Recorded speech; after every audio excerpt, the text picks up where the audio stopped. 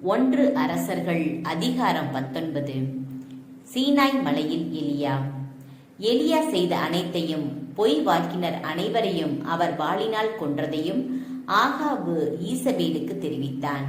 எனவே ஈசபேல் எலியாவிடம் தூது அனுப்பி, நீ அவர்களது உயிரை பறித்தது போல் நானும் நாளை இந்நேரத்திற்குள் உன் உயிரை பறிக்காவிடில் தெய்வங்கள் எனக்கு தண்டனை கொடுக்கட்டும் என்று சொல்லச் சொன்னாள்.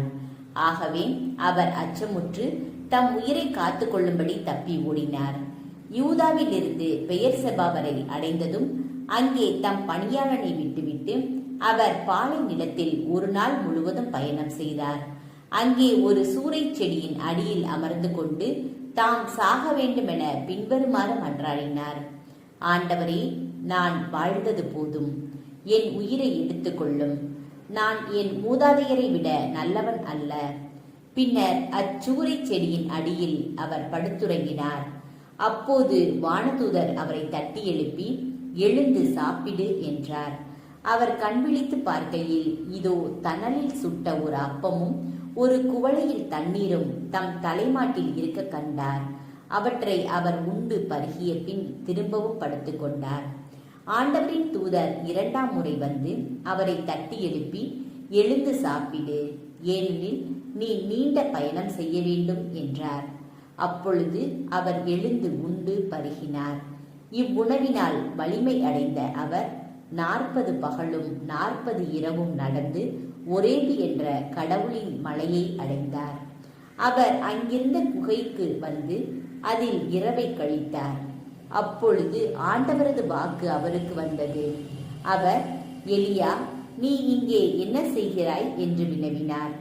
அதற்கு அவர், படைகளின் கடவுளாகிய ஆண்டவர் மீது நான் பேரார்வம் கொண்டவனாய் இருந்து வருகிறேன். ஆனால் இஸ்ரேல் மக்கள் உமது உடன்படிக்கையை உதறிவிட்டனர், உம் பலிபீடங்களை தகர்த்து விட்டனர், உம் இறைவாக்கினரை வாளால் கொன்றுவிட்டனர். நான் ஒருவன் மட்டுமே எஞ்சியிருக்க என் உயிரையும் பறிக்க தேடுகின்றனர் என்றார். அப்போது ஆண்டவர், வெளியே வா, மலை மேல் என் திருமுன் வந்து நில். இதோ ஆண்டவராகிய நான் கடந்து செல்லவிருக்கிறேன் என்றார்.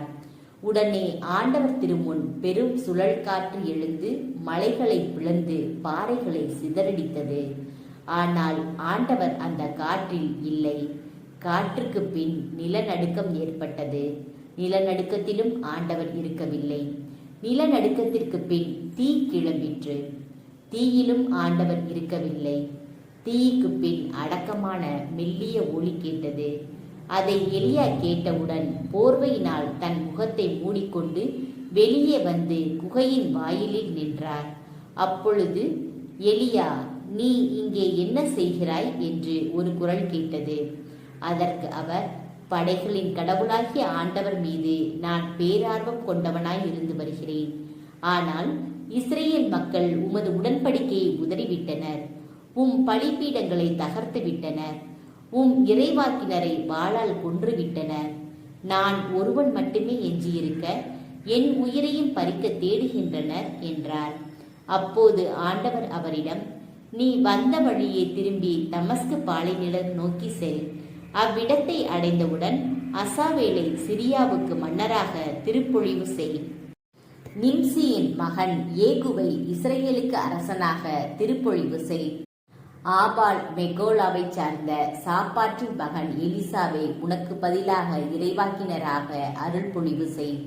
அசாவேலின் வாளுக்கு தப்பியவனை ஏகு கொல்லட்டும்.